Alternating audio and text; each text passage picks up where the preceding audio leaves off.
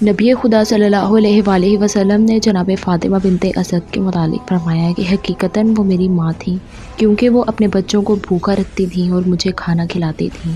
آپ حضور اکرم کی چچی حضرت ابو طالب کی زوجہ جناب ہاشم کی پوتی امام حسن و حسین کی دادی اور امام علی کی والدہ تھیں۔ آپ تاریخ آدمیت کی وہ واحد خاتون ہیں کہ جنہیں کعبے کی دیوار نے رکن یمانی کے پاس سے شگاف ہو کر اندر جانے کا راستہ دیا اور آپ 3 دن تک کعبے کے اندر رہیں۔ آپ نے 17 سال تک رسول خدا کی پرورش فرمائی اور اپنی زندگی کے 56 سال رسول خدا کی ہمراہی میں گزارے۔